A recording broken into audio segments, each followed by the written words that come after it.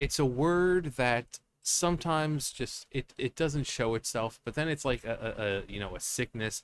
It pops up every once in a while from these journalists who have no real backing for what they're saying. They just you know they want to say certain things. And but here we have Shannon Lau. She wrote about how Chinese nationalists and Gamergaters likely got together to push out massive sales of a ultimately mediocre game, Black Myth Wukong. I also dived into the IGN report from last year and verified the translations myself. And then Jeremy Parker here. Gamergaters, according to the journalistic left, simultaneously an insignificantly tiny group of nobodies, but also all reaching and powerful enough to affect global economies. So are they small, little freaking far right nerds living in their mom's basement? They're a small group, or is the group large and they have enough power to influence the course of games and stuff like that? Because you can't have it both ways. Exactly, they're Schrodinger's cultural movement to those people, both powerful and ineffective at the same time. Schrodinger's cat. You put the cat in the box, and you don't look inside. You don't know the cat's both alive and dead at the same time, because you don't know. So same thing with Gamergate. It's like, oh, it's powerful but insignificant and worthless and powerless at the same time. So these people don't know what the fuck they're talking about. Now she said this is a opinion piece, but let's see how much her opinion is actually worth. In Black Myth Wukong, or actually, let's read the title. Black Myth Wukong isn't even good, but that won't stop Chinese nationalists and anti-woke sales. Definitely not a 10 out of 10. Sounds like someone's mad that there's not enough diversity in a game that takes place in ancient China. In Black Myth Wukong, after I crushed a nasty snake boss, the game's heroic monkey protagonist triumphantly marched through the temple gates only to find another boss. I wearily trounced this bear boss too. But what I really wanted was new characters to chat with. And apparently, um, writing this after only playing the game for 12 hours. So she's writing this piece. She hasn't even played the game for long. Gaming journalism. Journalism. New characters to chat with, or a nice spot to lay my head. Perhaps in the game's next chapter. No shot. I walked forward only to enter another area full of aggressive beasts and visually appealing swaths of barren wasteland. After 10 years of game development, Chinese developer Game Science's Black Myth Wukong has had a viral reception. A Tencent minority investment and unbelievable success on Steam, but while sinking a dozen hours. Just you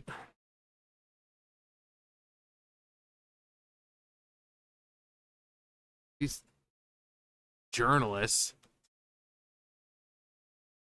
Uh, Blacksmith, I couldn't help but think of how gamers over the years would have complained if Elden Ring or Diablo contains such a sparse amount of content. Wukong's world feels empty and devoid of life. Diablo 4, by the way. I haven't played Diablo 4, but actually, I really don't hear many people talking about it. So, I don't know if that's a good thing or a bad thing at this point. Devoid of life. If that sounds familiar, I'm echoing what some players said about Starfield last year, another 60-hour RPG saga. Okay, so this game is about 60 hours. You made 12 hours into it and you're complaining that there's not enough right now? Which ironically has loads of side quests and was, in fact, much livelier than the internet might have you believe. Judged by its own merit, cultural and political context. No, that's not what you're doing here. Black Myth isn't a particularly inventive game, even if the boss fights are very fun.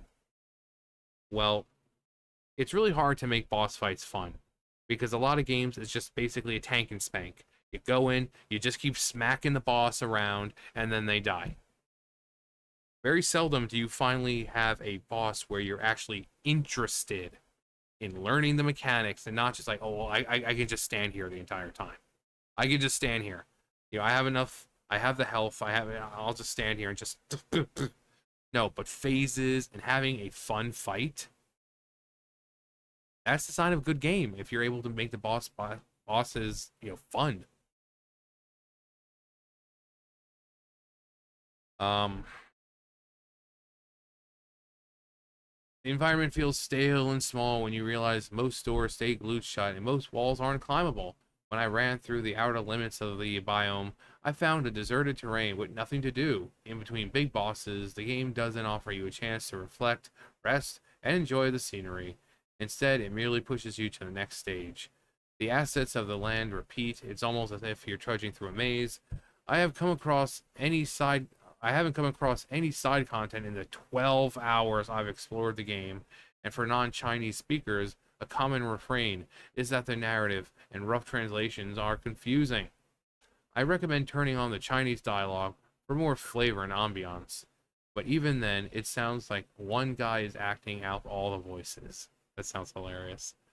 Kind of like what is it? The big green dub of Dragon Ball.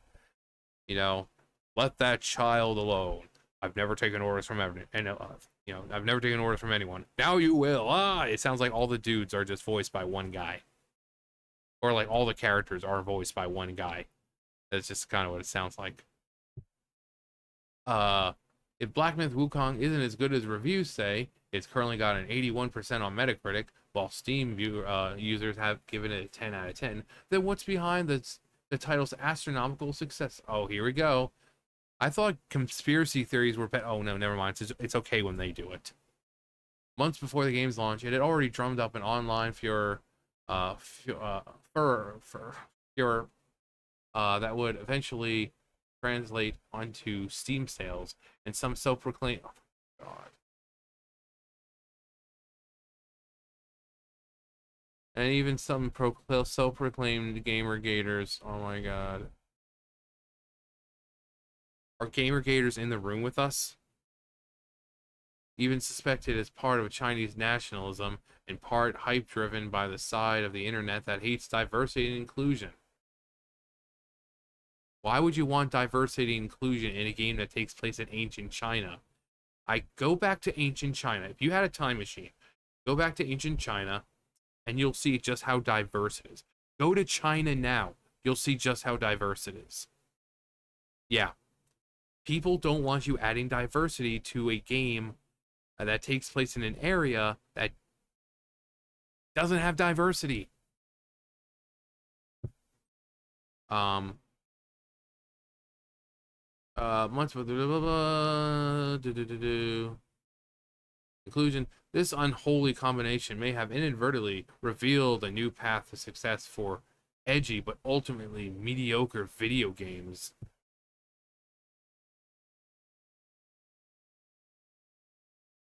Let's get last year, IGN published a report about the studio being plagued by claims of sexism, a piece that was critiqued by online viewers or online users, which said that the evidence of sexism was merely vulgarity. The evidence cited included social media posts that likened game development, birthing a child, and to creating the creator's excitement when sporting an erection. Inverse confirmed the translation independently. The logo for Game Science. It was also noted by Chinese content creators to resemble for its resemblance to sperm. The reality is that IGN's report likely did not dissuade Chinese gamers from supporting Black Myth very much, as it described an internet culture. My mouth is so fucking dry right now.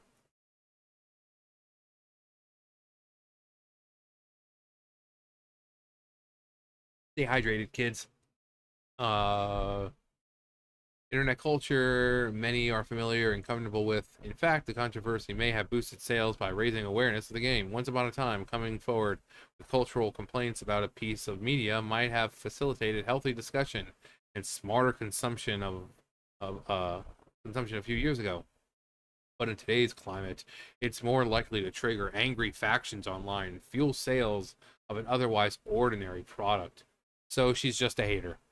She's mad it doesn't have fucking diversity and inclusion. She's mad that after playing 12 hours of the game when it's like, what, 60, 70 hours long that she hasn't come across any. That's your problem. That's you. That's not the game's fault. That's you. It's possible a similar phenomenon happened to PlayStation's Stellar Blade, where a series of articles about the misogyny and objectification contained in the game ultimately worked to drive engagement. Yeah, because when you see a game with beautiful women in it, especially in today's uh, you know, today's gaming climate, yeah, to see a game that actually has a beautiful woman in it, yeah, that it must be a good game. Because the Westerners, they don't do that. If they have strong women in their games, they're all fucking manly. They're all ugly. They're all built like dudes. So they see a game come out and it has a beautiful woman, scantily clad. They're like, oh, that's going to be a good game. It's going to be a good game because it's obviously not catering to the people who care about diversity, equity, and inclusion. And then putting out videos, showing it off, and people were like, oh my god, this game looks amazing. It looks like it's got solid gameplay. The graphics are visually amazing. The character is gorgeous. I'm going to check it out. At the same time, Chinese gamers have really needed a win, considering how China banned consoles for 15 years. The country doesn't have the most robust game development scene. In a regulatory environment that's been harsh on gaming addictions and ruthless with proving new titles, as the game science developers themselves have noted in a blog post cited by IGN, few blockbusters released like Black Myth have made it through a decade of development to compete with the likes of Ragnarok. In many ways, Black Myth feels like a love letter back to Chinese culture and history. Then why would anyone complain about, you know, the lack of diversity and inclusion? Again, go take a time machine to ancient China. Go ahead. Look up pictures from ancient China. Go to China now. You still won't find diversity there. And Chinese people hate us. Chinese people hate black people. Chinese people hate anyone who doesn't look like them. They hate their own people. They hate their own people. You're not going to find diversity, equity, and inclusion in current day China either. Journey to the West is one of the first Chinese novels I ever read, and it's considered one of the four great literary classics, which, I mean, inspired so many. I mean, Dragon Ball was inspired by Journey to the West. Um, some of the in-game templates are based on real-life locations. Of all the elements combined are a recipe for instant success, but without a rabid fan base of Chinese nationalists and Gamergaters at the ready, I'm not. Again, these people seem to think like, oh, the Gamergaters are a small, minute group of people, and yet you seem to think they have enough power to influence fucking China. Are you fucking stupid? Actually, let me answer the question. Yeah, they are fucking stupid. I'm not sure anybody would be talking about Black Myth Wukong in 2024. We've been fed to the gills with great games that challenge our what? What games are you talking about? Challenge our expectations, make us fall in love with the characters, and obsessively draw fan art or write odes to the narrative. A retelling of a 432-year-old tale was with pretty trees and Ragnarok style combat doesn't entirely hit the spot. So she's just a whiny bitch. So I came in with, oh my god, it's not an act. You really are that stupid.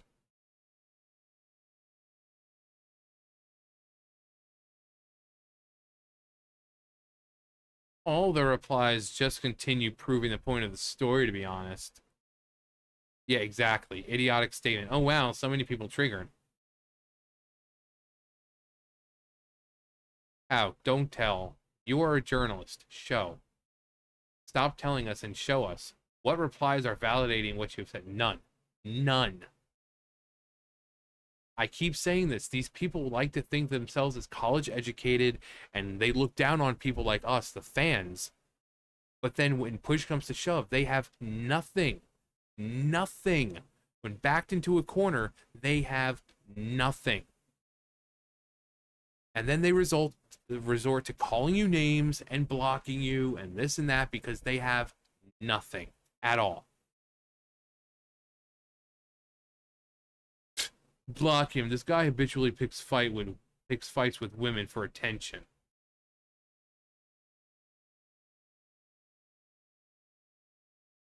Only women who say stupid shit, not women in general, and not for attention, but because they say stupid shit. Yeah.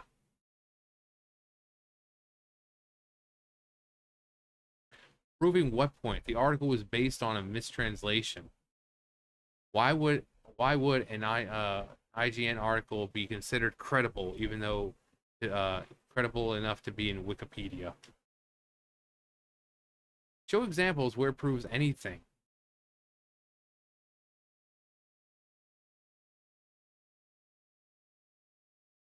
Work on your consistency first.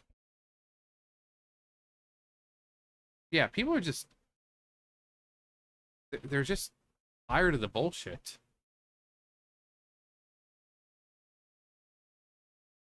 Bylines at New York Times, Washington.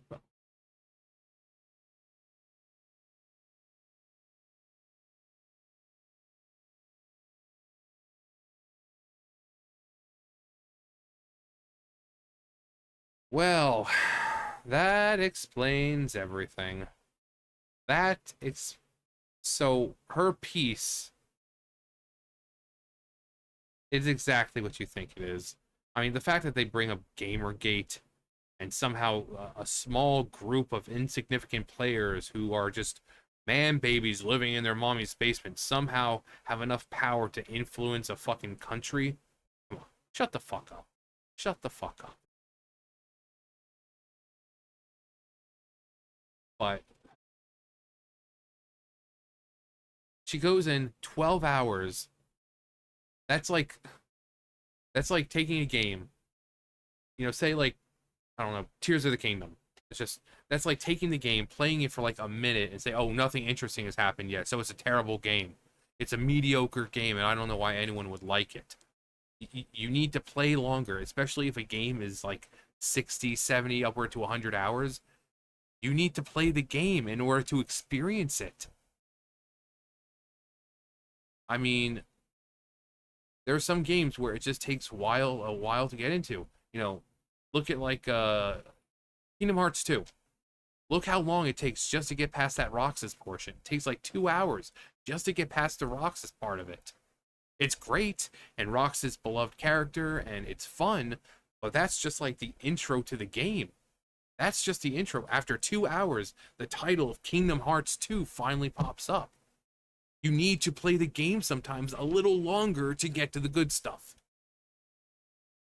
But when you have people who are associated with New York Times, Washington Post, and CNN, you can't expect much integrity out of these people. You can't. You can't because they don't have any. They don't fucking have any. But anyway, man, I'm just one after another fucking videos, man. As long as they keep providing me content, as long as they keep giving me content. Anyway, that's gonna do it for me. You guys know the drill. I'll see you guys later. Bye, guys.